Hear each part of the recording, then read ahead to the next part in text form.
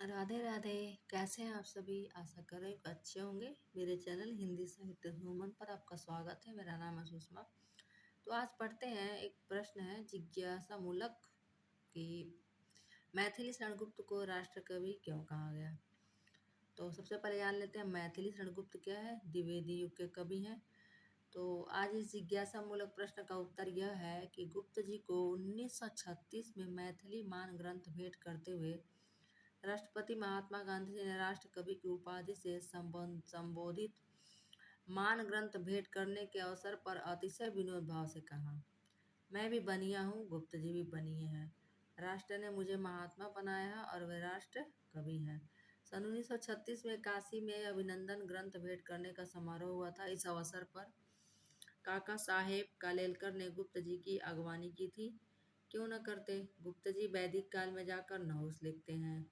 बौद्ध काल में उनका मन रमता है। जयद्रथ वध हो या जय भारत, पंचवटी हो या साकेत में भक्ति काल की चेतना में जाते हैं तो विष्णु प्रिया और सिखों के गुरुकुल मोहम्मद शाह पर काबा, करबला, कार्ल मार्क्स की पत्नी जैली पर लंबी कविता, राजपूत काल पर सिद्धराज तथा वर्तमान काल पर भारत भारती हिंदू आदि।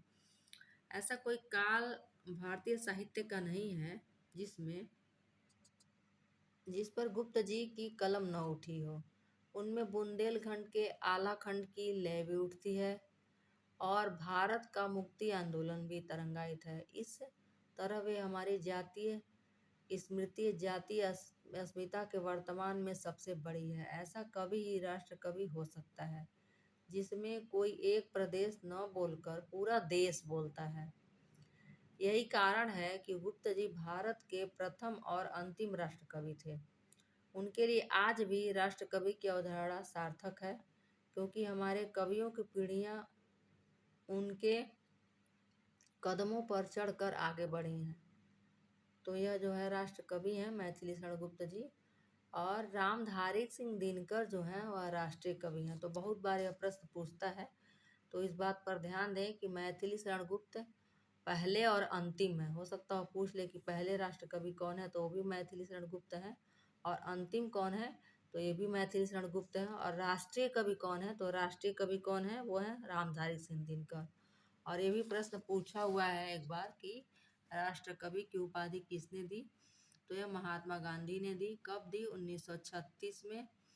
कब? मैथिली मान ग्रंथ भेंट करते हुए। और उनकी अगवानी की थी, अभी प्रश्न पूछा हुआ था नेट में, यूजीसी नेट में कि किसने अगवानी की थी अभिनंदन समारोह में मैथिली शरणगुप्त की, तो वह थे काका साहेब कालेलकर। से बहुत प्रश्न पूछता है।